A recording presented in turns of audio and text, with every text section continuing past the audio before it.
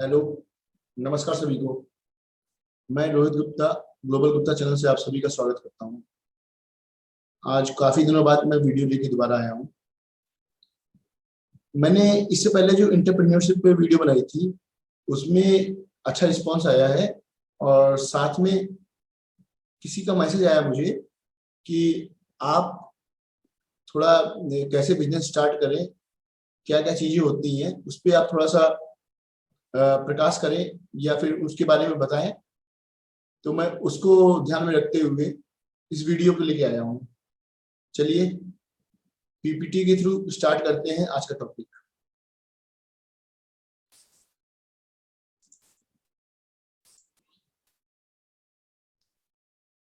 हम लोग पीपीटी पे आ गए हैं। जैसे मैंने आपको पहले ही बताया कि आज का टॉपिक है हाउ टू स्टार्ट बिजनेस। अगर आपको इंडिया के अंदर बिजनेस करना है, मैं भी इंडिया की बात कर रहा हूँ, अगर आपको इंडिया के अंदर बिजनेस करना है तो आप कैसे बिजनेस को स्टार्ट करेंगे, क्या क्या चीजें होंगी, क्या करेंगे आप, इसके बारे में आगे चर्चा करते हैं हम लोग।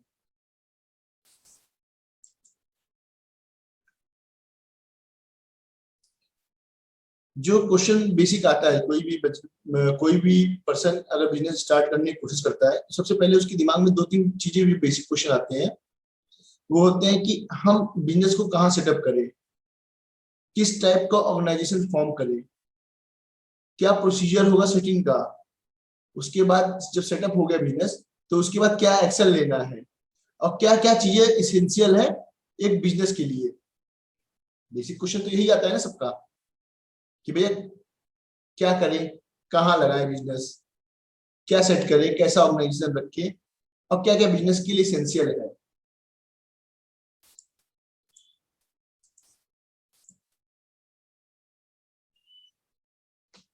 सेटअप कहाँ करें?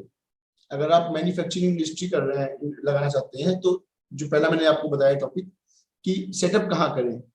सेटअप कहाँ करने पे ये है कि अगर आप मैन्युफैक्चरिंग इंडस्ट्री लगाते हैं तो आपको सबसे पहले क्या सर्च करना पड़ेगा, लोकेशन सर्च करनी पड़ेगी कि कौन सी लोकेशन में आप बिजनेस करें। जिस चीज को आप करना चाहते हैं, जिसका मैन्युफैक्चर आप करना चाहते हैं, उसके रॉ मटेरियल्स कहाँ मिलेंगे। उसके बाद अगर वो सामान बन गया तो वो कहाँ पे जाके आप बेचेंगे। दो चीजें बहुत इसेंशियल है। पहले तो आपने लोकेशन सर्च किया कि मुझे यहाँ लगाना है फैक्ट्री या जो भी मैन्युफैक्चरिंग यूनिट लगाना है आपको, तो पहले तो सबसे पहले आप लोकेशन देखेंगे। लोकेशन देखते समय आप देखेंगे कि जो मैं लोकेशन सिलेक्ट कर रहा हूँ उससे जो मुझे रॉ मटेरियल लेना है, जो फाइनल प्रोडक्शन के लिए रॉ मटेरियल लेना है, वो कितनी दूर पे होगा, कहाँ पे अवेलेबल होगा, इसकी अवेलेबल है कि नहीं। अगर आप जैसे फॉर एग्जाम्पल गेहूं के लिए कर रहे हैं तो आप यूपी या फिर पंजाब की तरफ प्रोडक्शन का देख सकते हैं। अगर एग्रीकल्चर एरिया में देखना चाहते हैं तो ईंट के भट्टे हैं और उस तरह के हैं तो जहाँ पे वो प्रोडक्शन होता है वो देख सकते हैं। मसालों के लिए साउथ का एरिया है, तो ऐसे हर एरिया है वो आपको देखना पड़ेगा। या स्टील इंडस्ट्री लगाना चाहते हैं या फिर प्लास्टिक इंडस्ट्री लगाना चाहते हैं तो कौन सी एरिया में अवेलेबिलिटी ऑफ रॉ मटेरियल है वो आपको देखना पड़ेगा। नहीं तो होगा क्या कि आपने लोकेशन सेलेक्ट कर ली लेकिन रॉ मटेरियल की अवेलेबिलिटी उस एरिया में नहीं है, उसके आसपास नहीं है, तो आपका ट्रांसपोर्टेशन कॉस्ट आपकी कॉस्ट ऑफ द प्रोडक्शन बढ़ा देगा। तो इसलिए मैं बोला है कि अवेलेबिलिटी ऑफ रॉ मटेरियल देखेंगे। फिर आप जो मटेरियल प्रोड्यूस करेंगे या जो सामान बनाएंगे आप, उसका मार्केट कहाँ पे वो देखेंगे। फिर इसके साथ एक चीज और देखेंगे, लेबर सप्लाई। जिस एरिया में आप काम करना चाहते हैं उसमें क्या लेबर सप्लाई है उसको भी आपको देखना पड़ेगा कि आपने कहीं पर फैक्ट्री इंस्टॉल कर लगा दी है तो क्या वहां पर लेबर की सप्लाई हो पा रही है, क्या उसकी कॉस्टिंग क्या है, वो सब चीजें देखनी पड़ेगी। वहां पर ट्रांसपोर्ट फैसिलिटी भी देखनी पड़ेगी आपको, रॉ मटेरियल लाने के लिए भी, प्रोडक्शन ले जाने के लिए, प्लस लेबर फैसिलिटी के लिए भी आपको ट्रांसपोर्ट फैसिलिटी वहां ही क्या है, वहां का आसपास का इंफ्रास्ट्रक्चर भी देखना पड़ेगा। ऐसा नहीं कि सिर्फ आपने खाली जगह पे देख लिया तो अगर नहीं मैं ही लगाऊंगा मुझे सस्ता पड़ेगा। जब तक इंफ्रास्ट्रक्चर नहीं होंगे, बिजली नहीं होगा, आपको पानी की सुविधा नहीं होगी, ट्रांसपोर्ट की सुविधा नहीं होगी और बाकी फैसिलिटीज नहीं होंगी आपको, तो इंडस्ट्री लगाना भी बड़ी मुश्किल है, मैन्युफैक्चरिंग यूनिट लगाना भी बड़ा मुश्किल है। उसके अलावा आपको चेक करना पड़ेगा कि जो आप इंडस्ट्री आप जिस चीज की लगाना चाहते हैं क्या उसका गवर्नमेंट की तरफ से कोई इनिशिएटिव है। बहुत बार आप देखते होंगे गवर्नमेंट बोलती है कि स्टील की एरिया में पैसे लगाओ या ओर के एरिया में पैसे लगाओ तो हम आपको टैक्स में रिबेट दे देंगे या ये इंसेंटिव दे देंगे, आप लगाते हो रजिस्टर तो आपकी प्रॉफिट का इतना परसेंट हम एक्स्ट्रा दे देंगे आपको, मतलब प्रॉफिट नहीं दे देंगे, टैक्स में इतनी छूट दे देंगे या कोई अलग से इंसेंटिव कैशबैक इंसेंटिव टाइप का भी आपको दे देंगे, ठीक है, या फिर पीएफ में डिडक्शन कर देंगे, बहुत सी इंसेंटिव होते हैं इस तरह के। और क्लाइमेट फैक्टर, जो भी आप मटेरियल लगाना चाहते हैं वो उसका जो जिस एरिया को आपने सिलेक्ट किया है ना उसका क्लाइमेट फैक्टर भी आपको देखना पड़ेगा। पता चला कि आप कहीं पे आप कोयल की इंडस्ट्री लगाना चाहते हैं लेकिन बारिश और इसकी वजह से या फिर क्लाइमेट फैक्टर उस तरह का नहीं है तो जो आप चाहते हैं रिजल्ट वो रिजल्ट आपको कहीं नहीं मिल पाएगा। तो इन सब चीजों को आपको ध्यान रखना पड़ेगा किसी भी मैन्युफैक्चरिंग इंडस्ट्री को स्टार्ट करने से पहले। आज का जो बेसिक टॉपिक है ये मैंने आपको बताया कि सेटिंग बिजनेस के लिए, तो आपको मैंने मैन्युफैक्चरिंग बताया ही बताया।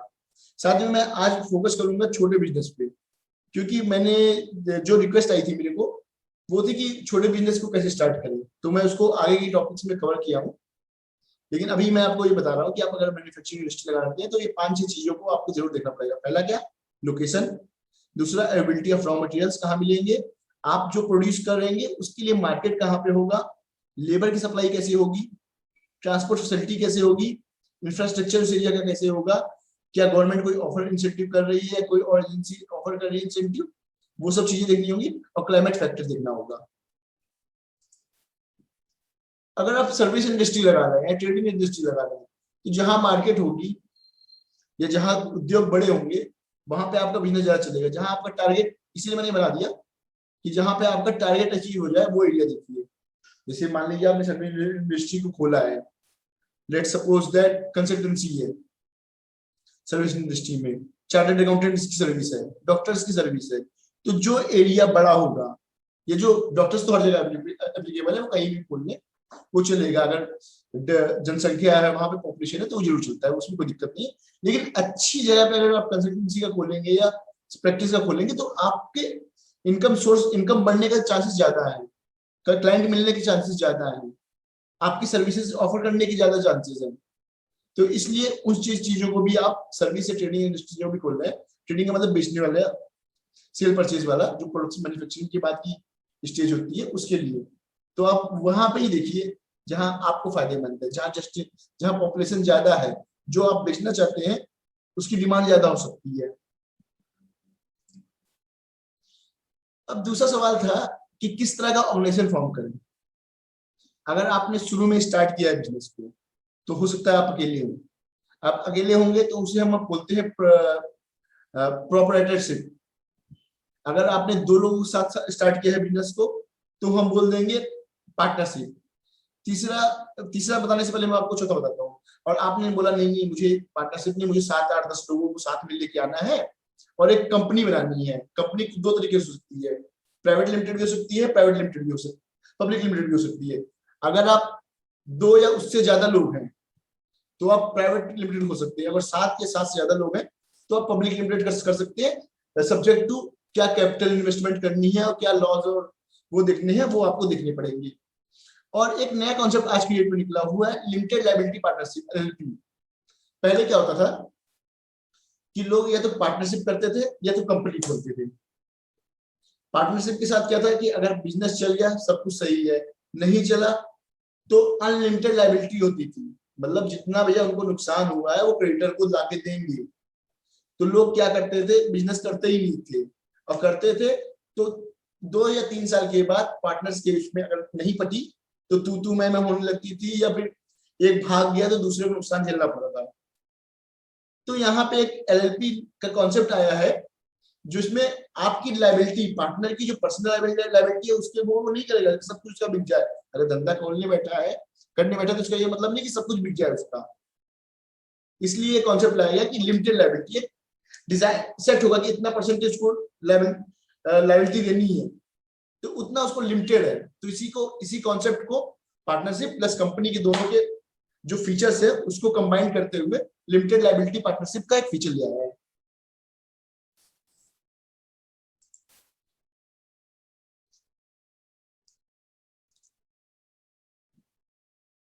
कंपनी के फीचर्स क्या होते हैं, कंपनी का फीचर है कि कंपनी रजिस्टर्ड होगी कंपनीज एक्ट में और खुद की सेपरेट लीगल एंटिटी होगी जो कि शेयर होल्डर से डिफरेंट होगी, डायरेक्टर से डिफरेंट होगी और मैनेजर से डिफरेंट होगी। सेपरेट लीगल एंटिटी कहते हैं किसको है।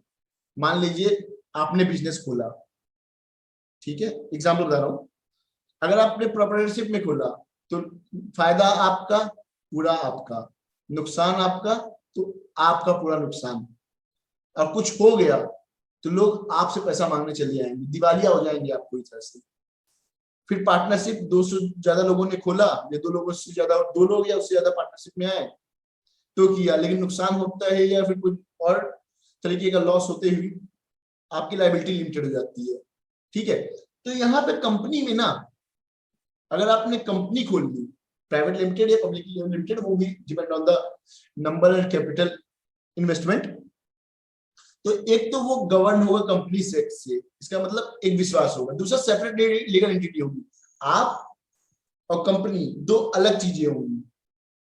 कोई भी लॉस होगा, कोई भी प्रॉफिट होगा, उसके लिए कंपनी जिम्मेदार होगी, आप नहीं, ठीक है।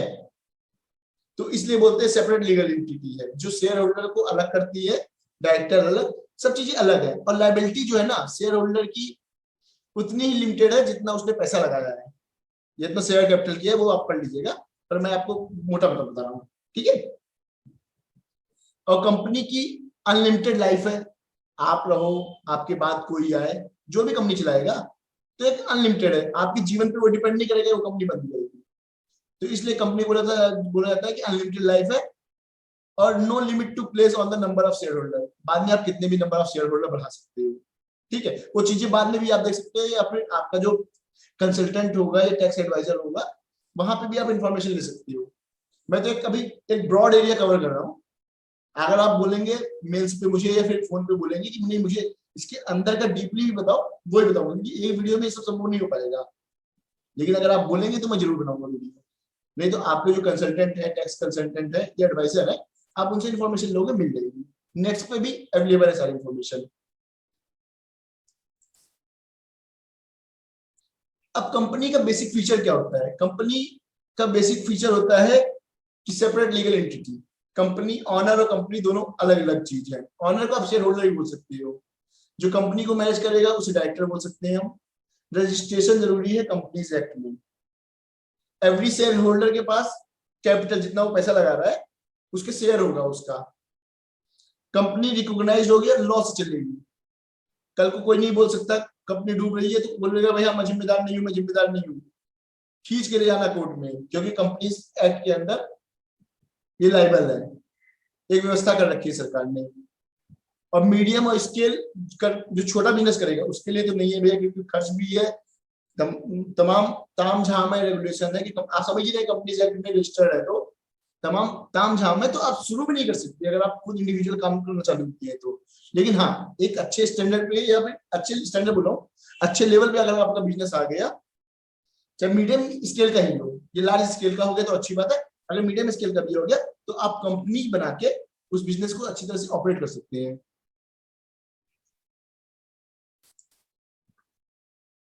अब आते हैं एलएलपी पे।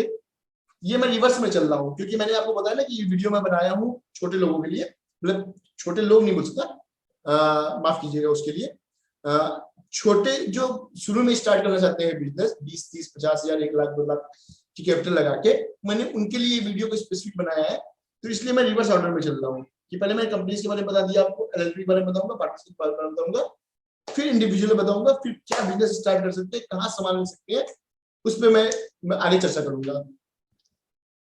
तो इसके बाद आते हैं हम एलएलपी पे। एलएलपी को बोल सकते हैं हम लिमिटेड लायबिलिटी पार्टनरशिप, जिसे हम एलएलपी के नाम से जानते हैं। उसके अंदर दोनों ही फायदे हैं, दोनों के एडवांटेज दिए गए हैं और उसी से बनाया ये, कंपनीज के भी और पार्टनरशिप के। और एक फॉर्म ऑफ ऑर्गेनाइजेशन है, वहां पे पार्टनर की लिमिटेड लायबिलिटी है कि कितना वो कंट्रीब्यूट करेगा, कितना वो लाइबल होगा किस चीज के लिए, और एक सेपरेट लीगल एंटिटी है। इन्हीं दोनों को मिला के एग्रीमेंट करके एलएलपी का नाम दिया गया है। एलएलपी का फायदा क्या है? पार्टनर और एलएलपी दो अलग चीजें हैं, जो मैंने आपको बताया कंपनी का फीचर है वो इसका फीचर भी बन गया। एलएलपी भी आज की डेट में लॉ से रेगुलेट है, इसलिए आपको कोई चिंता करने की जरूरत नहीं है। रजिस्ट्रेशन इसका एलएलपी में रिक्वायर्ड है। मैक्सिमम नंबर ऑफ पार्टनर रखने की लिमिट नहीं है। पहले पार्टनरशिप में क्या थी, 20 की लिमिट थी, 2 से 20, लेकिन आज की डेट में वो हटा दिया गया। मैक्सिमम नंबर आप कितने भी रख सकते हैं। लायबिलिटी जो है पार्टनर की वो लिमिटेड होगी और उसकी पर्सनल एसेट नहीं, उसकी पर्सनल एसेट लायबल नहीं होगी। जितना उसने कंफर्म किया कि हाँ मैं 50% शेयर का लायबल हूं, तो उतना ही आपसे पैसे लिए जाएंगे। और किसी भी बिजनेस ऑपरेशन, छोटा बिजनेस भी अगर आप स्टार्ट कर रहे हैं दिमाग के साथ, थोड़े से पूंजी मतलब कैपिटल थोड़ा सा अच्छा होगा आपके पास, अच्छी आइडिया होगा आपके पास। अगर आपको आइडिया देखना है तो मेरा एंटरप्रेन्योरशिप वाला जाके वीडियो जरूर देखिएगा। अच्छा आइडिया होगा तो आप किसी भी टाइम पे आप इस एलएलपी बना के आप बिजनेस स्टार्ट कर सकते हैं। और एक लेवल पे आ गए तब इसका और भी अच्छा रहेगा, क्योंकि वो सेपरेट लीगल एंटिटी का जो कॉन्सेप्ट एडवांस फीचर है जो कंपनीज में है वो यहाँ पे है आपके पास, और लॉ से रिकॉग्नाइज्ड है, मतलब लॉ से रिकॉग्नाइज्ड और रेगुलेट हो रहा है, तो कोई दिक्कत भी नहीं है। ठीक है, जितना कानून के दायरे में रह के काम करेंगे उतना अच्छा है आपके बिजनेस के लिए भी, आपके लिए भी, और सामने वाले के लिए भी, और भरोसा भी करते हैं लोग। अब आते हैं तीसरा पार्टनरशिप पे। दो या उससे ज्यादा लोग मिलके, प्रोपराइटर मान लीजिए, कोई लोग मिलके अगर एग्री होते हैं कि हम एक कॉमन ऑब्जेक्टिव के साथ प्रॉफिट कमाने की वजह से, कॉमन ऑब्जेक्टिव रहेगा कि भैया मैं ये काम करूंगा, अब पर्पस क्या रहेगा, अर्निंग प्रॉफिट, तब आप पार्टनरशिप कर सकते हैं। ठीक है, पार्टनरशिप डीड होती है, एग्रीमेंट टाइप का होता है, डीड होती है, जहां पे डिसाइड हो जाता है कि भाई ये मैं करूंगा, ये मैं करूंगा, एक एग्रीमेंट बन जाता है। ठीक है, तो पार्टनरशिप डीड पार्टनर्स के बीच में बन जाती है और फॉर्मुलेट होती है पर्टिकुलर टाइम की, इस पीरियड तक के लिए रहना है, या जो उसके अंदर लिखा होगा, उस डीड के अंदर लिखा होगा, पार्टनरशिप के अंदर जो पीरियड डिसाइड हुआ होगा कि इतने दिनों तक मुझे करना है, 2 साल, 5 साल, या फिर डीड को रिन्यू भी करते रहते हैं। ठीक है, तो उसके हिसाब से वो अपना बिजनेस करेंगे, जिस कॉमन ऑब्जेक्टिव के साथ प्रॉफिट कमाने का एक व्यू लेते हुए जो भी करते हैं वो कर सकते हैं। मान लीजिए दो आप हैं, आपके फ्रेंड है, दोनों ने बिजनेस को पार्टनरशिप में किया, तो पहले एग्रीमेंट बन जाएगा, डीड बन जाएगी, हम ये करेंगे, हम वो करेंगे, जो भी आपका डिसाइड होगा, इतने % प्रॉफिट होगा, कि कल को कोई दिक्कत ना हो, कि कल को मान लीजिए आपने बोला 50-50, उसको लगा यार बाद में यार मैं तो ज्यादा मेहनत कर रहा हूँ। ठीक है, तो अगर ये रिटर्न में होगा ना तो वो भी मना नहीं कर सकता। और जितना भी क्या कहते हैं रिजॉल्व चीजें हो जाए, जितना डिस्प्यूट कम हो बिजनेस में ना, क्योंकि बिजनेस को 2 ही चीजें मारती हैं हमेशा, एक तो डिस्प्यूट और दूसरा पैसे की कमी। उसके अलावा नहीं तो अगर आप हिम्मत, उत्साह और धैर्य रखेंगे, पेशेंस रखेंगे, हाँ पेशेंस रखेंगे अपने अंदर, और वर्क करने की एबिलिटी रखेंगे, तो आज नहीं तो कल, कल नहीं तो परसों बिजनेस चलेगा ही चलेगा। लेकिन क्या होता है, या तो कैपिटल लोग लगाना नहीं चाहते, जहाँ जो कैपिटल की रिक्वायरमेंट है वो लगाना नहीं चाहते, या तो डिस्प्यूट हो जाता है, तो इसलिए ये बोला गया है। अब इसके फीचर्स भी हैं, ये बॉडी कॉर्पोरेट लीगल एंटिटी तो नहीं है और रिकॉग्नाइज्ड लॉ से भी नहीं है, लेकिन सबसे इजी हो गया ना आपको। वहां पे था कि लॉ से आप चीजें करोगे, लेकिन अगर लॉ से कर ले तो हर चीज रेगुलेट करनी पड़ेगी, पेपर वर्किंग करनी पड़ेगी। ठीक है, अकाउंट को सही से मेंटेन, वो मैं आगे बताऊंगा आपको, अकाउंट को मेंटेन सही से करना पड़ेगा। जितने भी एग्रीमेंट्स हमने क्या रखे हैं, जो भी लॉ ने प्रोविजंस दे रखे हैं, उसके अंदर क्या काम करना पड़ेगा, तो यहाँ नहीं है, रिकॉग्नाइज नहीं है। ठीक है, अगर आप छोटे लेवल पे आप बिजनेस स्टार्ट कर रहे हो, उसको थोड़ा सा ज्यादा बिजनेस बड़े को लेके जा रहे हो, तो आप वहां पे बहुत अच्छा है आपके लिए। लेकिन फीचर्स में ये तो मैंने बता दिया कि रिकॉग्नाइज लॉ में रजिस्ट्रेशन भी ऑप्शनल है। आप करवाना चाहो, अगर भैया आप दो बोलो कि यार हम दो दोस्त जा रहे हैं, चलो यार देख लेंगे, अपना ही भाई है, ठीक है, तो अब मत कराओ, किसने मना किया है? ये तो आपकी सहूलियत के बोला जा रहा है कि एग्रीमेंट बना लो, नहीं बनाते। बहुत से लोग हैं, आपने भी देखा होगा, विश्वास पे दुनिया चलती है, धंधा भी विश्वास भी चलता है, तो बहुत से लोग करते हैं इस तरह।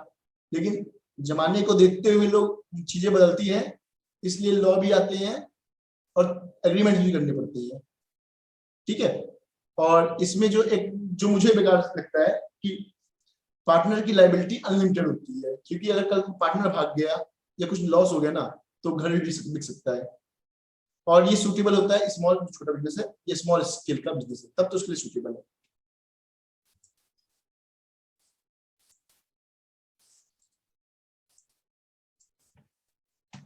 सॉरी, ये मैंने आपको ये मैंने बताया आपको। अब आते हैं प्रोप्राइटरशिप पे। प्रोप्राइटरशिप सबसे पुराना, सबसे कॉमन, इंडिया के अंदर 90% लोग यही काम करते हैं। एग्जाम्पल बता रहा हूँ आपको। लोग क्या करते हैं, दुकान खोल देते हैं, किसी भी चीज की दुकान खोलिए, तो आप क्या हो गए अपनी दुकान के ऑनर, या तो बोले प्रोप्राइटरशिप, प्रोप्राइटर हो गए। ठीक है, तो अब समझ में आ गया ना प्रोप्राइटर किसको कहते हैं। आप कोई कहेंगे मालिक हो गए आप, वही एक आदमी जिसने बिजनेस को खोला है, जो मैनेज कर रहा है बिजनेस को, जो कंट्रोल, जिसके हाथ में पूरा कंट्रोल है और जो चला रहा है बिजनेस को, उसी को हम प्रोप्राइटर बोलते हैं। वन मैन शो है, ठीक है। वही नुकसान के लिए भी जिम्मेदार और फायदे के लिए भी, मतलब आपकी सक्सेस होगी तो भी आप ही हो, और फेलियर होगा तो भी आप ही हो, ठीक है। लेकिन आप ही की कैपिटल लगेगी, और चाहे आप लोन से लो चाहे किसी से भी लो, ठीक है, तो सब जिम्मेदार आप ही हो। लेकिन ये क्या है, छोटे लेवल पे आप बिजनेस कर सकते हो इसको। अगर बिजनेस को बड़े लेवल पे, जहां कैपिटल की इन्वेस्टमेंट ज्यादा है, अगर आप इस नेचर में ले जाएंगे तो आपको पैसे की बहुत ज्यादा जरूरत पड़ जाएगी, जो आपको और चीजों में बर्डन ला सकती है। इसलिए जो मैंने इससे ऊपर वाले जितने भी आपको फॉर्मेट बोले हुए हैं, फॉर्म ऑफ ऑर्गेनाइजेशन बोली है, वो लोग करते हैं कि एक छोटे लेवल पे आपने धंधा चालू किया, जब थोड़ा सा धंधा चल गया आपका, तो आपने डिसाइड किया कि अपने जैसे ही कोई लोगों को ढूंढो, चाहे मित्र हो चाहे कोई भी हो, अपने जैसे लोगों को ढूंढो, पार्टनरशिप में हो। पार्टनरशिप दो कर सकते हो, आज की डेट में एलएलपी नया कॉन्सेप्ट आया हुआ है, नहीं तो इससे पहले नहीं था एलएलपी, तो लोग पार्टनरशिप करते थे। पार्टनरशिप में भी दिक्कतें आई, तो उन्होंने ध्यान दिया कि कंपनी खोले, तो लोगों को लगा यार ये कंपनीज में तो पेपर वर्किंग बहुत ज्यादा है, नियम ज्यादा है, रेगुलेशंस ज्यादा है, कैसे करेंगे हम, क्या दो आदमी हम सिर्फ ये नियम और कंपनीज लॉ को देखने के लिए बैठा दें, तो धंधा कब करेंगे हम, कॉस्टिंग भी तो बढ़ती है ना। तो फिर पार्टनरशिप एलएलपी वाला आया कि भाई दोनों की जो भी अच्छे फीचर्स है उनको कंसीडर करते हुए एलएलपी बनाए, तो लोग एलएलपी करते हैं। उसके बाद और लोग आते हैं, बिजनेस में बिजनेस बड़ा बड़ा हो जाता है, तो फिर प्राइवेट लिमिटेड बनाते हैं, और बड़ा होता है पब्लिक लिमिटेड बनाते हैं, और धीरे धीरे लोग सफलता की राह में चले जाते हैं। तो इसीलिए से बोलते हैं कि oldest most common form of the business, ठीक है। अब इसके फायदे क्या है, इसके फायदे हैं, आराम से स्टार्ट हो जाता है, कोई रजिस्ट्रेशन की जरूरत नहीं है, कोई लॉ की जरूरत नहीं है। आपने देखा होगा गली मोहल्ले हर जगह पे लोग दुकान खोल के बैठे हुए हैं, लोग बिजनेस खोल के बैठे हुए हैं, लोग सर्विस सेक्टर भी खोल के बैठे हुए हैं, ठीक है। क्यों? क्योंकि लॉ की जरूरत नहीं है, आप कभी भी हो सकते हैं, आप ही अपने बिजनेस के राजा है, और नुकसान हो गया तो सबसे क्या बोले, लायबिलिटी आपकी, ये सब कुछ आप ही रिस्पॉन्सिबल है मैनेज करने के लिए, कंट्रोल करने के लिए, सक्सेस के लिए भी, फेलियर के लिए भी, ठीक है। और ये सूटेबल होता है छोटे बिजनेस के लिए। आप बड़ा भी कर सकते हो, लेकिन कैपिटल आपकी फिर बहुत ज्यादा लग जाएगी। अब तीसरा हम आते हैं कि सेटिंग, कि बिजनेस जो सेट करना है आपको, उसका प्रोसीजर क्या होगा, कैसे तरीका, क्या तरीके होंगे कि हम अपने बिजनेस को सेट करें। अगर आप कंपनी खोल रहे हैं तो आपको दिन चाहिए, डायरेक्टर, कोई डायरेक्टर बनेगा, ठीक है। पहले तो कंपनी इनकॉर्पोरेट होगी, रजिस्टर्ड होगी, उसके बाद डायरेक्टर बनेंगे तो उनका डिन नंबर लगेगा, डिजिटल सिग्नेचर लगेगा, एप्लीकेशन सबमिट होगा, ठीक है, कि क्या कंपनी का नाम, पहले डिन बना, फिर सिग्नेचर होगा, अप्लाई करेगा डिन डिजिटल सिग्नेचर के लिए। ये सब आप जब करेंगे, आप या अपने कंसल्टेंट से बात करेंगे, टैक्स कंसल्टेंट से बात करेंगे, कंसल्टेंट से बात करेंगे, चार्टर्ड अकाउंटेंट से बात करेंगे, वो सब आपको इन्फॉर्मेशन दे देंगे, कोई दिक्कत नहीं है। ये तो मैं सिर्फ कवर करने के लिए बता रहा हूँ आपको कि डायरेक्टर पहले होते हैं, डायरेक्टर गिन लेते हैं, डायरेक्टर का मतलब वो ओनर जो बनेगा, उसको कंपनीज में डायरेक्टर बोल सकते हैं, अभी के समझने के लिए। बाकी डीप में आप देखेंगे तो वो सी चीजें अलग होंगी। वो डिजिटल सिग्नेचर के लिए अप्लाई करेगा, फिर उसके बाद कंपनी का नाम सोच के रखेगा, उसकी एप्लीकेशन डालेगा, फिर आरओसी रजिस्टर ऑफ कंपनीज या एमसीए बोल सकते हैं, मिनिस्ट्री ऑफ कॉर्पोरेट अफेयर्स के अंदर आरओसी, वहां जाकर रजिस्टर करेगा अपना मेमोरेंडम कि क्या कैसे कंपनी को करना है काम, क्या क्या क्या उसके ऑब्जेक्टिव है, किस ऑब्जेक्टिव क्या चीजें करना चाहती है, क्या ऑब्जेक्टिव है, उसको हम मेमोरेंडम बोलते हैं। ठीक है, तो और दूसरा होता है आर्टिकल ऑफ एसोसिएशन, क्या नियम किस नियम से चलेगा, वो सब चीजें डिफाइंड होती है। अगर आपके पास नहीं है तो भी कंपनीज एक्ट में दिए हुए हैं, तो आप उसको भी फॉलो कर सकते हैं। और उसके बाद जब ये सारा रजिस्ट्रेशन सारी प्रक्रिया खत्म हो जाएगी तो आपकी कंपनी इनकॉर्पोरेट हो जाएगी। पार्टनरशिप में क्या होता है, पार्टनर एग्रीमेंट करते हैं। ठीक है, जो मैंने आपको बताया कि एक एग्रीमेंट बनवा लेते हैं और रजिस्टर जाके रजिस्टर करा देते हैं पार्टनरशिप एक्ट में। प्रोप्राइटर में क्या होता है, प्रोप्राइटर मैंने आपको पहले ही बताया, कोई भी फॉर्मल प्रोसीजर होता ही नहीं है, आप किसी भी टाइम बिजनेस स्टार्ट कर सकते हो। ठीक है, अब आपने क्या किया, आइडिया ले लिया, आइडिया के लिए एंटरप्रेन्योरशिप वाले वीडियो जरूर देखिएगा। आपने आइडिया ले लिया, क्या करना है, आपको पता चल गया क्या क्या फॉर्म करना होता है, उसके बाद आपको पता चल गया कि इस फॉर्मेशन के लिए क्या क्या पेपर्स वर्क लगेंगे। ये काम तो आपने जो बेसिक काम किया, मतलब 50% का काम आपने कर लिया। ठीक है, अब क्या करना है, अगर आप छोटे बिजनेस वाले हैं तब तो आपको कुछ करना ही नहीं है, आपको तुरंत धंधा खोल लेना है और चल अब काम चालू कर देना है। अगर नहीं आप थोड़ा अच्छे लेवल पे करना चाहते हैं, समझदारी के साथ करना चाहते हैं, तो वो जितने प्रोसीजर मैंने दिए हैं वो आप कर लीजिए। तो अगर आपने अब तक की जर्नी को पूरा कर लिया तो इसका मतलब आपका 50 से ज्यादा % काम हो चुका है। अब क्या करना है, आपको धंधा करना है, बिजनेस ले आना है और बिजनेस में री इन्वेस्ट करना है पैसों को, और करते रहना है, करते रहना है, करते रहना है। Over the time of period आपको अर्निंग भी आएगी, कस्टमर्स भी बढ़ेंगे, कस्टमर बेस भी बढ़ेगा, आपका अर्निंग भी आएगी, आपका मार्केट में रेपुटेशन भी बढ़ेगा। ठीक है, तो ये सब चीजें होंगी, लेकिन ओवर द टाइम होंगी, एक दिन में नहीं होगी। आपने स्टार्ट कर लिया, उसके बाद आप धीरे धीरे काम करना चालू कीजिए, रेगुलर कीजिए। ठीक है, वो चीजें मैं भी अभी कवर करूंगा आगे। तो आपने अगर ये चीजें जो मैंने अभी इससे पहले बताया 50% हो चुका, अब आपको बिजनेस पे फोकस करना है और कैसे बिजनेस को कैरी करना है वो देखना है। तो हम आगे की जो स्लाइड्स है उसमें उसको हम देखते हैं। अब आपको पहला स्टेप क्या होगा वहां पे कि आपको ऑफिस या इंफ्रास्ट्रक्चर लगाना होगा। जब सारा प्रोसीजर खत्म हो गया तब पहले क्या करेंगे, आप ऑफिस या इंफ्रास्ट्रक्चर लेंगे, या तो रेंट पे लेंगे या अपना ऑफिस खोलेंगे। अगर बहुत से लोग होते हैं, अगर स्टार्ट कर रहे हैं आप बिजनेस के लिए, मैंने इसलिए लिखा है कि पॉसिबल बिजनेस आप घर से भी रन कर सकते हैं, बहुत से लोग करते भी हैं। ठीक है, फिर आप वाटर और इलेक्ट्रिक कनेक्शन, जब आपने ऑफिस परचेज कर दिया, रेंट ले लिया, तो वाटर या इलेक्ट्रिसिटी कनेक्शन अपने नाम पे लेंगे, इंटरनेट और टेलीफोन कनेक्शन जो बेसिक नीड्स होती है वो सब चीजें आप करेंगे। उसके अलावा बैंक अकाउंट खुलवाएंगे। जो भाई आप बिजनेस स्टार्ट कर रहे हैं तो अपने नाम, बिजनेस के नाम से अकाउंट भी तो खुलवाएंगे आप। अगर प्रोपराइटर है तब तो कोई दिक्कत नहीं, तब तो आपका जो अकाउंट खुला हुआ है उससे बिजनेस करेंगे, अगर नहीं है तो खुलवा लीजिएगा। क्योंकि आज की डेट में, डिजिटल इंडिया की डेट में तो और जरूरी है, मैंडेटरी है। पहले के जमाने में होता ये, अगर कोई वीडियो, मैं तो नहीं, कोई वीडियो अगर 90 या 95 के टाइम पे बना होता तो शायद ये बोलता कि सोल प्रोपराइटर के लिए नहीं चाहिए अकाउंट, लेकिन आज की डेट में चाहिए। ठीक है, तो बाकी और सबके लिए तो चाहिए ही चाहिए, सेपरेट बैंक अकाउंट चाहिए जो आप जिस नाम से आप खोल रहे हैं। ठीक है, तो आप जब बैंक अकाउंट खोलेंगे तो वहां पे चेक करेंगे क्या क्या बैंक, कौन कौन सा बैंक क्या क्या आपको फैसिलिटी प्रोवाइड कर रहा है। एटीएम की फैसिलिटी प्रोवाइड कर रहा है, नेट बैंकिंग की फैसिलिटी प्रोवाइड कर रहा है, जो आपका कमीशन आएगा उसका रेट क्या हो लेगा, वो सब चीजें आपको देखनी पड़ेगी। अगर आप एसएमई या स्टार्टअप कर रहे हैं, स्मॉल स्केल वाले पे कर रहे हैं, तो गवर्नमेंट की क्या सर्विसेज है, स्पेशल सर्विस या आप बोल सकते हैं इंसेंटिव क्या है गवर्नमेंट का, क्या बैंक प्रोवाइड कर रहा है, वो सब चीजें आपको देखनी पड़ेंगी। लोन्स मिल जाएंगे कि नहीं मिल जाएंगे, शिशु लोन और ये जो चीजें होती है वो आप चेक कर सकते हैं एक बार। फिर उसके बाद जो ये बैंकिंग फैसिलिटी आपका लॉजिस्टिक या इन सब चीजों पे ऑनलाइन सर्विस प्रोवाइड करेगी कि नहीं।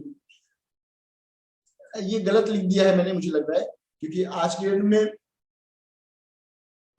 पब्लिक सेक्टर कंपनी बैंक्स भी अच्छा काम कर रहे हैं, ये तो मैंने इसलिए लिख दिया कि आप प्रेफर कीजिए प्राइवेट बैंक को, क्योंकि प्राइवेट बैंक क्या होता है, गवर्नमेंट बैंक्स में ना उतनी फैसिलिटीज नहीं प्रोवाइड कर सकते जितना प्राइवेट वाले आपको दे देते हैं, और चार्जेस भी कम कर सकते हैं। अगर आप ध्यान से देखेंगे एसबीआई में 10,000 रुपये मिनिमम रखना है, तो बहुत से ऐसे बैंक है जो आप खोलने जाएंगे तो यहाँ पे नील की है, प्लस आपसे पैसे नहीं लेंगे बहुत सी चीजों का, या मिनिमम रखेंगे, तो वो सब फैसिलिटी है। लेकिन आज के डेट में सब सामान्य है, क्योंकि धीरे धीरे जो पब्लिक सेक्टर के बैंक्स भी हैं वो भी अच्छा काम कर रहा है। तो आप सेकंड जो स्टेप है ओपनिंग ऑफ बैंक अकाउंट, उस पर ध्यान दीजिएगा।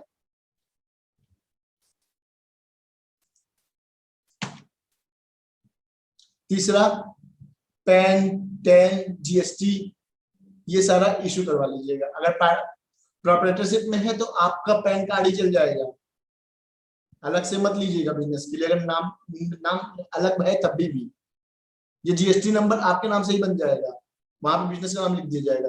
लेकिन पार्टनरशिप में कर रहे हैं या फिर कंपनी खोल कर रहे हैं, अगर उस दूसरे टर्म में जा रहे हैं तो आपको आपके सेपरेट नाम से पैन भी होना चाहिए, टैन भी होना चाहिए, जीएसटी के भी होना चाहिए, कि आप कैसे भी टैक्स जमा करेंगे, कैसे किसी का टैक्स काटेंगे, कैसे जीएसटी जमा कराएंगे। तो इन सब चीजों के लिए आपको ये करना होगा।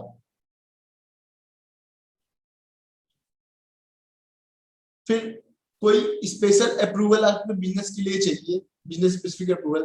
जैसे मान लीजिए आप फूड इंडस्ट्री में है, होटल खोलना चाहते हैं, तो जो होटल खोलने के लाइसेंस है या एफसीसीआई के लाइसेंस है, वो आपको जो अथॉरिटी देती है वहां पे आपको जाके लेना पड़ेगा। या कोई किसी और ऑयल की इंडस्ट्री खोल रहे हैं, स्टील की इंडस्ट्री खोल रहे हैं, तो जहां परमिशन मिलती है आपको वहां जाके लेना पड़ेगा। जो आपका ट्रेडमार्क का ट्रेड लाइसेंस लेना पड़ेगा, ट्रेडमार्क के लिए भी लेना पड़ेगा। तो अलग अलग चीजें की स्पेसिफिक अप्रूवल होती है जो आपके बिजनेस नीड के लिए है, तो आपको पता करके जो भी वहां की रेगुलेटरी अथॉरिटी है वहां से लेना पड़ेगा आपको। फिर बिजनेस सिर्फ आप अकेले तो करोगे नहीं, शुरू में प्रोप्राइटरशिप है या छोटा बिजनेस है तब तो कर सकते हो, वो भी थोड़ा सा बिजनेस बढ़ेगा तो वो भी करना थोड़ा मुश्किल होगा आपके लिए। क्या करोगे आप फैमिली को शामिल कर सकते हो अगर पार्टनरशिप कर रहे हो तो, वो भी सब्जेक्ट की अगर वो इंटरेस्टेड है तो। अदरवाइज आपको अपने बिजनेस के लिए हायर करना पड़ेगा मैन पावर को। तो जब आप मैन पावर हायर करेंगे तो चार चीजों का ध्यान जरूर रखेंगे, बाकी और चीजें तो करेंगे ही करेंगे, कि आपके बिजनेस के लिए रिक्वायरमेंट क्या है, किस तरह का पर्सन चाहिए आपको, कितने पर्सन की रिक्वायरमेंट होगी, और का जो रिक्रूटमेंट आप ले रहे हैं या जिस पर्सन को आप कर रहे हो तो कितना यूटिलाइज करेंगे। ठीक है, वो सब चीजें आपको ध्यान में देनी होंगी।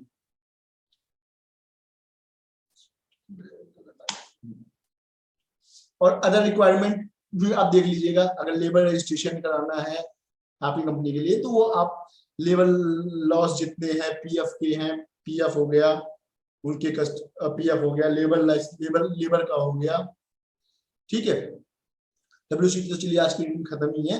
तो इन सब चीजों पे भी ध्यान देना है और कि आपको सारा रजिस्ट्रेशन करना होगा।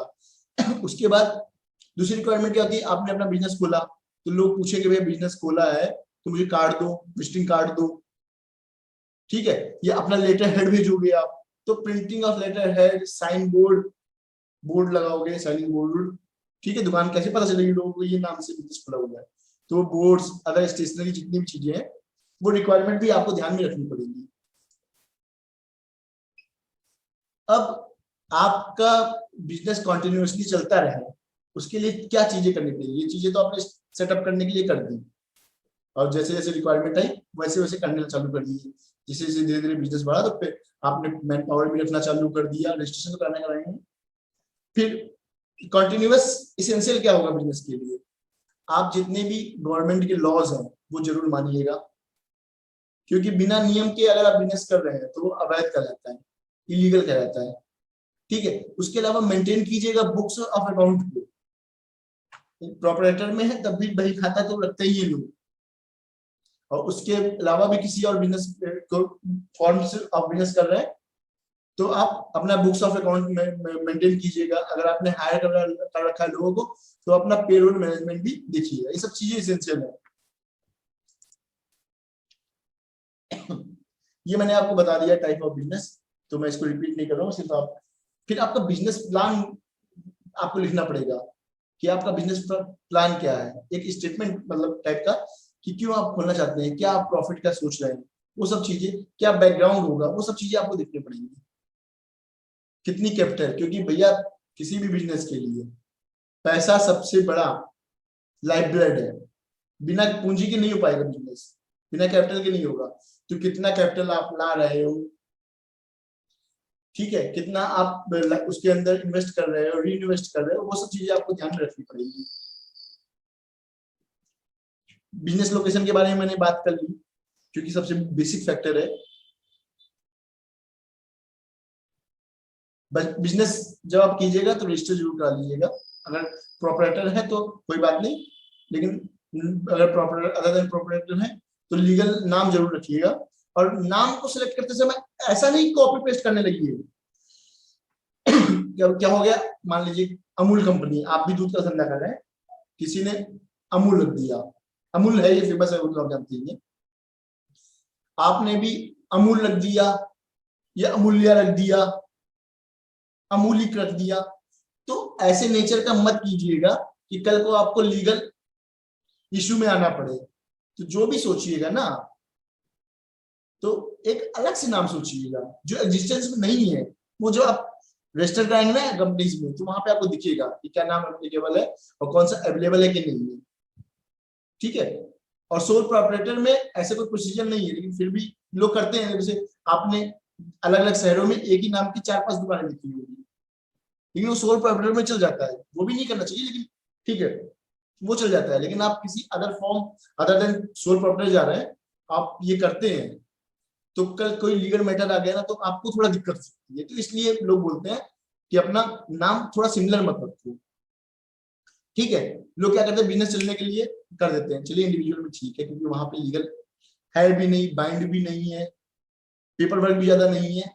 लेकिन और अदर देन प्रोप्राइटरशिप में तो है चीजें ना। और आपको बड़ा बिजनेस करना है, ये नहीं कि 10 दिन किया 20 दिन किया, बहुत बड़ा बिजनेस करना है। इसीलिए तो आप आए हो बिजनेस में, प्रॉफिट करने के लिए आए हो ना, एक बड़ा बिजनेस करने के लिए आए हो, सक्सेस करने के लिए आए हो, कस्टमर आपको जाने, नाम जाने। तो इन सब चीजों पे ध्यान दीजिएगा। लीगल डॉक्यूमेंट्स मैंने आपको बता ही दिए, 2 बार। हाँ, अब मैं बता रहा हूं कि बेस्ट स्मॉल आइडिया क्या हो सकती है। अगर आपके पास पूंजी कम है या आप नए हैं अभी, ठीक है, और आप चाहते हैं कि यार मैं अपना धंधा करूंगा, मैं नौकरी नहीं करूंगा, किसी की यहाँ गुलामी नहीं करूंगा, ठीक है, फिर भी मैं कहूंगा कि अगर आप धंधा करने भी चल रहे हैं तो आप कहीं पे जॉब कर लीजिए। कुछ नहीं, एक्सपीरियंस के लिए कर लीजिए, 6 महीने कर लीजिए, 3 महीने कर लीजिए। लेकिन कोई भी बिजनेस स्टार्ट करने से पहले, मेरी पर्सनल राय है, बाकी आप समझदार हैं, ज्यादा जानते होंगे, लेकिन मेरी पर्सनल राय है कि 6 महीना 1 साल तक कहीं बिजनेस कर लीजिए। जिस भी आपको बिजनेस करने में इंटरेस्टेड है, वहां उस प्रोफेशन में या उस बिजनेस में आप कहीं भी जॉब कर लीजिए। उससे क्या होगा, आपका एक्सपीरियंस नॉलेज बढ़ेगी, एक्सपीरियंस बढ़ेगा, कुछ लोग आपको जानेंगे। ऐसा नहीं बोल रहा हूँ कि कस्टमर तोड़ दूसरे का, वो सब चीजें गलत है, गलत प्रैक्टिस है, मल प्रैक्टिस है। लेकिन बिजनेस बढ़ेगा, मतलब लोग जानेंगे और आपका भी नॉलेज बढ़ेगा, कहाँ से माल, कच्चा माल आता है, कहाँ बेचना होता है, वो सब चीजें आप जब समझेंगे तब बिजनेस को और अच्छे तरीके से कर पाएंगे, बजाय उसके कि आप 0 पॉइंट पे ही बस बिजनेस खोल के बैठ गए। फिर सीखते रहिए, ठीक है। तो उन सब चीजों पे आप ध्यान दीजिएगा।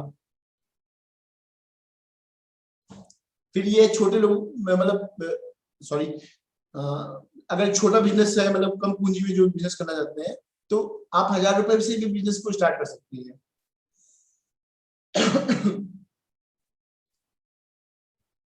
टेम्परेरी बेस में कहीं पे लोगों को काम, जैसे लोगों को होता है मैन पावर सर्विस देना कि भैया हाँ चले जाओ, वो सब बिजनेस आपके 1000, 1500, 2000 में स्टार्ट हो सकती है। छोटे बिजनेस आप जो आप समझ सकते हैं, फल उल के जैसे समझ लीजिए आप, वो 5-10-1000 रुपए से स्टार्ट हो सकते हैं। या छोटी घूमती आपने देखी है वो दुकान उनकी, तो स्टार्ट कर सकते हैं, वो सही है।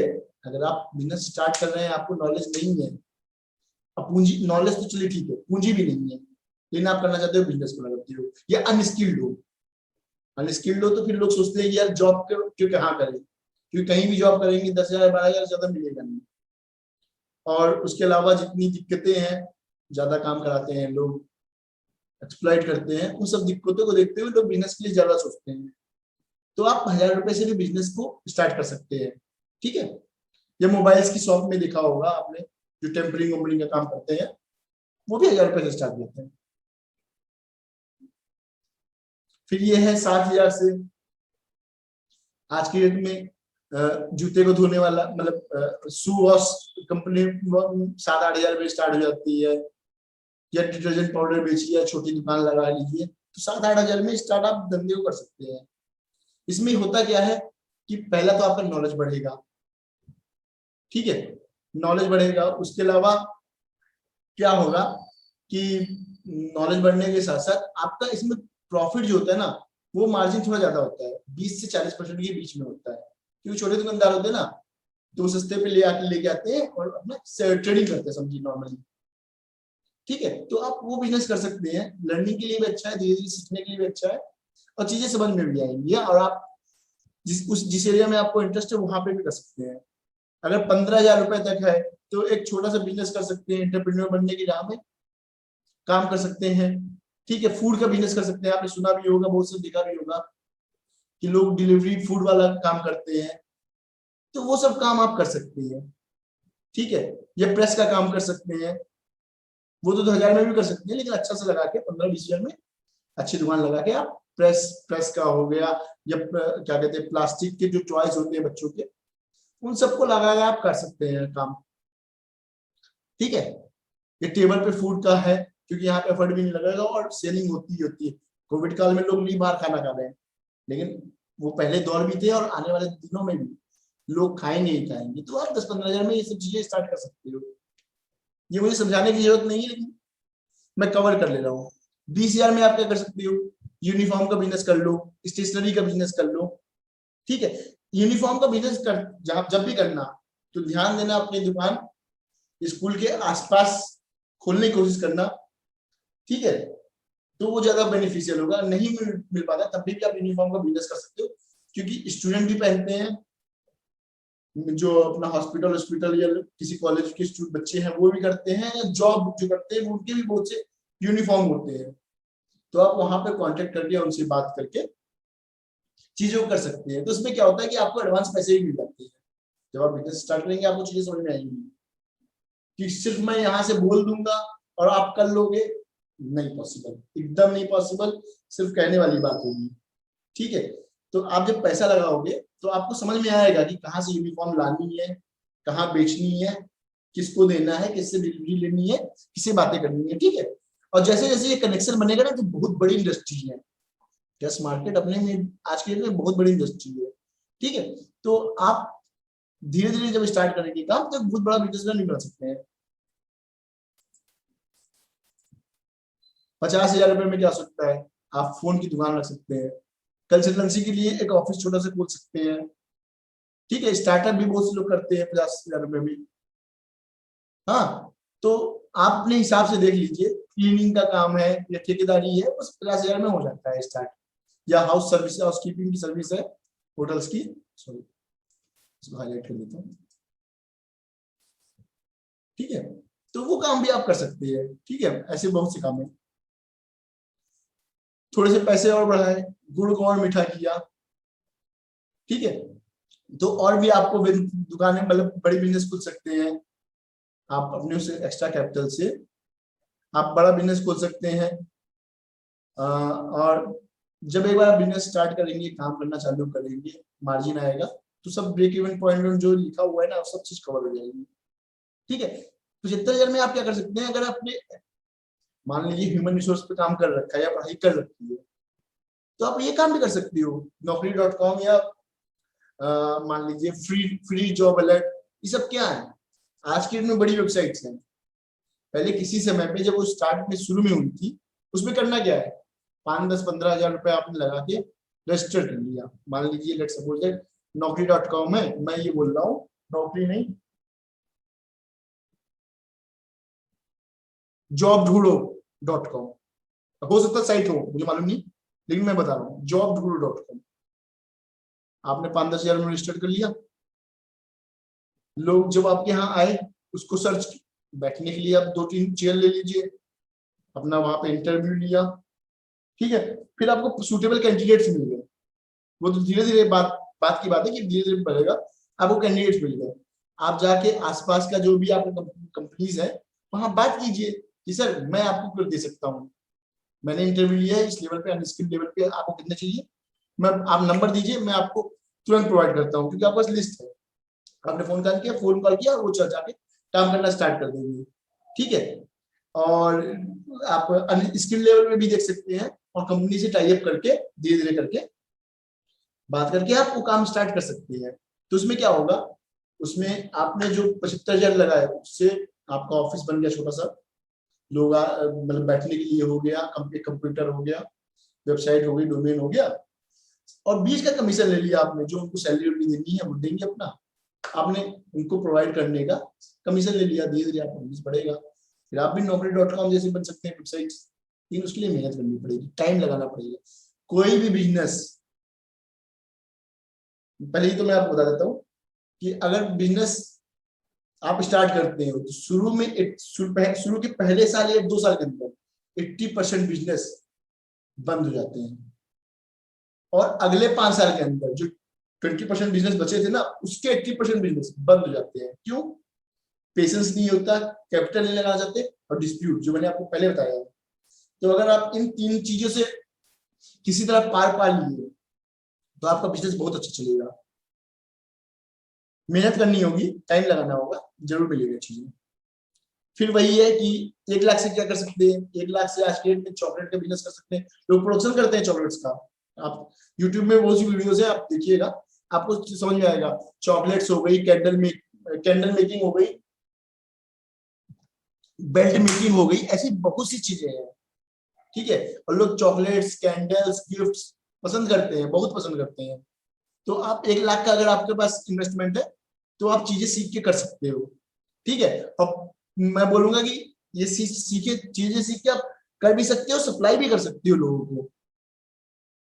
फिर वही जब जैसे जैसे पैसे बढ़ाएंगे वैसे धीरे धीरे आपका काम हो सकता है। 2 लाख रुपए है, छोटी सी गाड़ी खरीद ली आप, वो वाला बिजनेस भी आप कर सकते हो, बस रूट वाला, ठीक है, या गाड़ी का, वो कर सकते हो। बस सर्विस, मतलब सर्विस का काम देने का काम कर सकते हो, वेबसाइट बड़ी बना सकते हो, ठीक है। आईटी स्किल में हो, कंप्यूटर बेचने का काम कर सकते हो, जैसा भी है, जो आपके अंदर स्किल है, अगर आप उस जिस पे काम करेंगे, उस पे काम करेंगे तो जरूर सक्सेस मिलेगी। टाइम लगेगा, ये ब्रेक इवन में क्या लिखा है मैंने, मैं आपको समझा देता हूँ थोड़ा सा।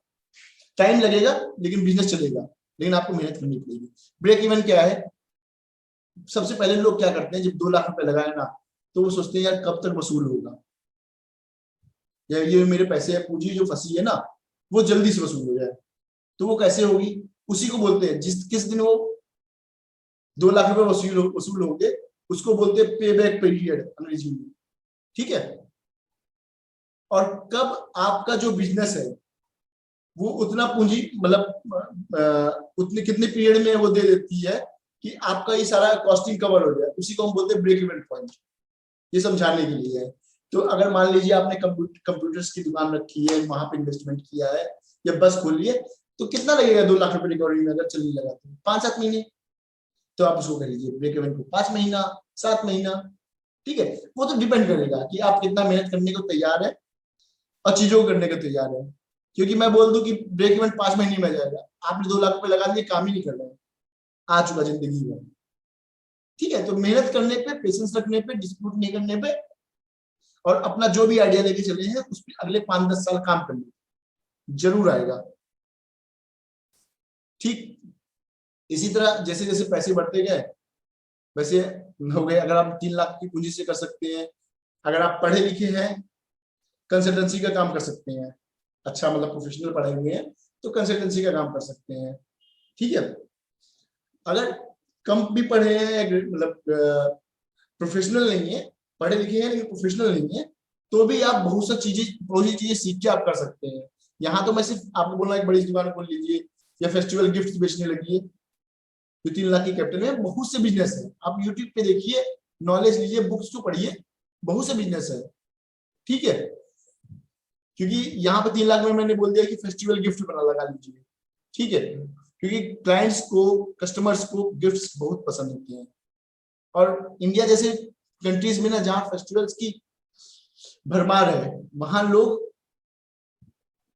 गिफ्ट्स खरीदते ही खरीदते हैं। और आज की डेट में जब लोगों को पैसे ज्यादा आने लगे हैं ना, तो वो चाहते हैं क्रिएटिव गिफ्ट्स हो, अच्छे गिफ्ट्स हो, ठीक है। तो आप अच्छी सी रैपिंग करके इनोवेटिव गिफ्ट बना के कर सकते हैं, पार्टीज में दे सकते हैं, ऑफिस है जितने, आप वहां पे अपना कनेक्शन बना के चीजें कर सकती हैं, ठीक है। तो 3 लाख रुपए कैटरिंग का काम कर सकते हैं, यहाँ पे इंक्लूड नहीं है, लेकिन आप देखेंगे चीजें मिल जाएंगी, इसलिए मैंने उसको ज्यादा कवर नहीं किया, क्योंकि फिर ये वीडियो और ज्यादा लंबी लगती। तो ठीक है, और जैसे जैसे काम करेंगे आपका pay back period, break even point, gross profit, profit, सब कुछ आपको समझ में आने लगेगा, ठीक है। सीधा सा मतलब, काम करेंगे, पैसा आपका, मेहनत करेंगे, पैसा आएगा, पैसा जिस दिन आपका कवर हो गया वही आपका ब्रेक इवन पॉइंट है। जितना आप प्रॉफिट कमाने लगे एक्स्ट्रा, वही आपका ग्रॉस प्रॉफिट है। जब सैलरी लोगों की बांट दी, खर्चे के निकाल दिए, जो आपका आया रिमेनिंग वो आपका नेट प्रॉफिट है। लेकिन काम कीजिए, अपनी टारगेट ऑडियंस को पकड़िए। और आज की डेट में ऑनलाइन बिजनेस है, तो मेरी एक वीडियो ऑनलाइन पे भी है, उसको भी जरूर देख लीजिएगा कि ऑनलाइन बिजनेस कैसे ले जा सकते हैं, ठीक है। ऑनलाइन बिजनेस को ले जाइए, क्योंकि आज के डेट में 80% बिजनेस लोग ऑनलाइन लेने को तैयार है। और कोविड काल ने और ही बता दिया है कि जितना आप मेहनत करेंगे ऑनलाइन बिजनेस, आप दोनों काम कर सकते हैं, ऑफलाइन भी कीजिए, ऑनलाइन भी कीजिए, आपका प्रॉफिट भी बढ़ेगा।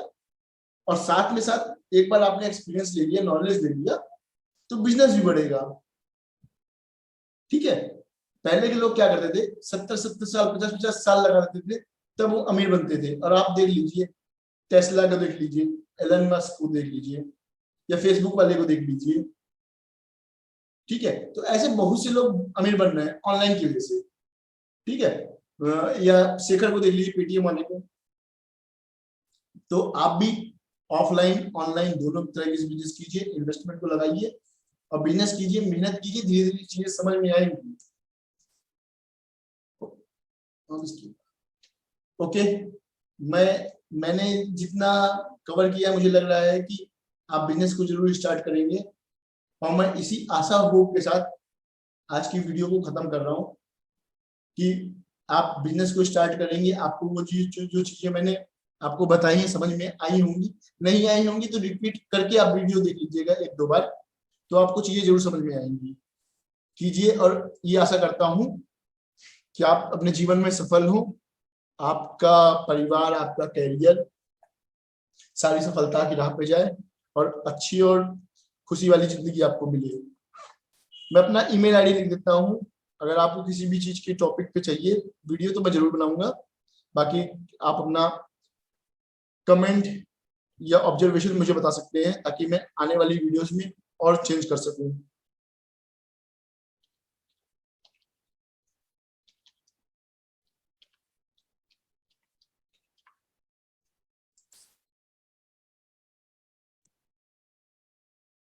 ओके, मिलते हैं सर,